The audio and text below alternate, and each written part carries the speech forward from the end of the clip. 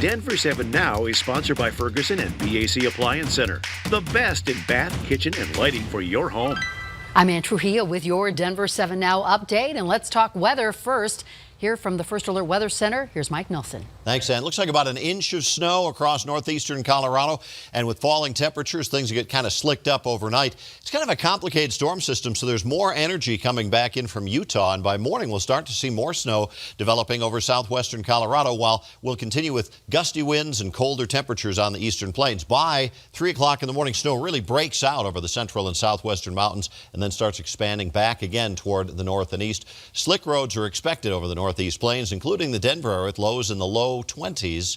And as far as conditions early, we'll have slick roads here, windy and cold on the plains. Heavier snows expected up in the mountains. A quick burst of that going through by about midday. Lighter snows coming in with just flurries on the plains. Then later in the day, more snow down over southern Colorado, while we have flurries and cold conditions on the northeast plains. Highs only in the low 30s expected for Thursday. Extended forecast. Friday morning 18, then up to 43. Milder and nice for the weekend with 60 on Sunday. And then a new storm will arrive late Monday into Tuesday and Wednesday with more snow and cold.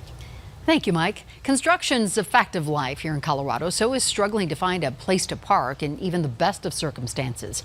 Tonight, we're seeing what happens when you combine those two issues. Contact 7's Liz Gilardi reports from the 99 South Broadway project in Denver. A work zone turned neighborhood nuisance.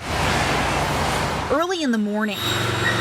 Starting at 6:30 in the morning, they start arriving, and they're here all day long. Before anyone else even has a chance to park, these spots start filling up as construction workers begin their day here on South Broadway. They don't seem to care that it's affecting the businesses in the neighborhood. A frustrated resident reached out to Contact 7. It just doesn't make any sense. John Bolger remembers that Denver put a new policy in place this spring. It says developers of large projects costing more than $100,000 and lasting more than a week will be required to submit a parking plan for their workers and subcontractors. The city's not come out and enforced it in any sort of way.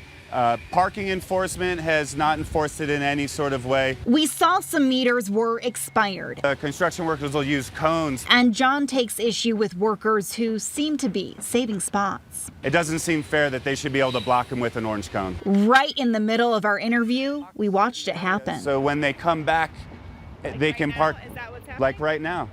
And he'll park there in the meter, and they use the cones to deter people from parking there. A spokesperson for Denver Public Works told me the contractor submitted a parking plan this fall. Anna Norris manages a store across the street. She says if there's a plan, she hasn't noticed a difference. We met with the developer a couple of times, and he has tried to offer incentives to their employees to either get bussed in from a location or to he's asked them to park further away, but it hasn't worked at all. After we asked Denver officials about the parking issues, the city said they will continue working with residents and businesses. But for anyone circling the block, trying to find a spot, a solution can't come soon enough. Liz Gilardi, Denver 7. RTD has made no final decision on whether it will cut trips, but we know which line they have in mind if they do. It will be R-Line riders getting the short stick. The R-Line currently runs 4 trains an hour from Lone Tree through Aurora and Arapahoe County. Well, RTD wants to cut that to 2 on the weekends and during off-peak hours until it can figure out how to hire and keep enough workers. The plan must still be voted on by the board and approved by the feds. Families who claim to have been taken advantage of by a Colorado funeral home finally have some hope of resolution tonight. They accuse Megan Hess and her Montrose mortuary of mutilating their deceased loved ones' bodies and then selling the parts on the black market. Contact 7 Chief Investigator Tony Kovaleski has been following this story since day one. We, the jury, You're listening to the voice of an Arizona court clerk. And find the full damages to be $1.5 million. Announcing the $58 million verdict. And punitive damages to be $5 million.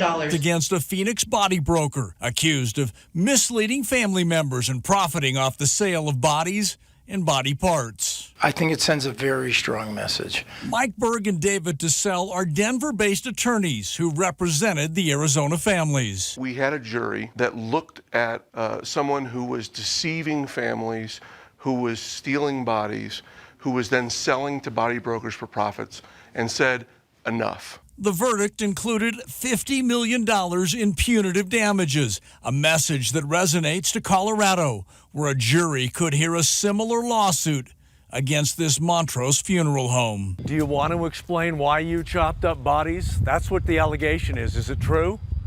You sold bodies to body brokers. Families had no idea. Don't you want to explain? Here's your opportunity. Tell me what people don't understand. Will you talk to us, sir?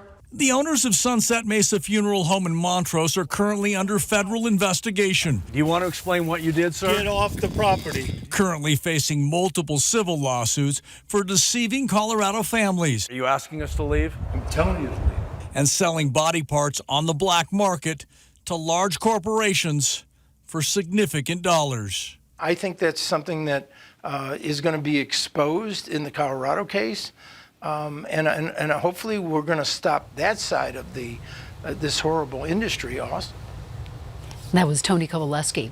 All schools within a Western Slope district will close through the rest of the week, and they'll stay that way until after Thanksgiving break.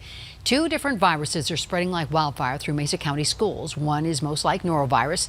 Second one is similar but comes with a fever, and some very unlucky students have been sick with both of them. Denver's Bruce Randolph School is pushing students to go deeper than what they share on social media. They've put together something called the Youth Memory Project, and kids are able to tell the stories of where they live, what inspires them, and the values instilled by their parents and loved ones. As a whole, it's a tapestry of our vibrant, multicultural, nuanced Colorado. To listen to students' stories of migration, identity, making sense of their world and their changing neighborhoods. There's been so much insight that the students are picking up on and documenting. It's really powerful. We're having people come around to look at our stories and get an idea of what it's like growing up, where we grew up. One teacher noted his geography students primarily focused on culture and ethnicity. The civics students spent more time thinking about issues in the neighborhood and community. Ruby's mind was always full of ideas. One day, she found some old boards. Who wants to help me build something? She asked her brothers. That was Denver Fire Division Chief Wendy Motor with an engaging rendition of the Little Red Fort. That book is one of 3 finalists for next year's One Book Colorado campaign, and you have until this Friday to visit thedenverchannel.com and vote for your favorite book. The winning book will be given to 75,000 Colorado 4-year-olds. Thanks for watching this Denver 7 Now update. Make sure to download the Denver 7 app for your smartphone to get breaking news and alerts around the clock. I'm Ann Trujillo.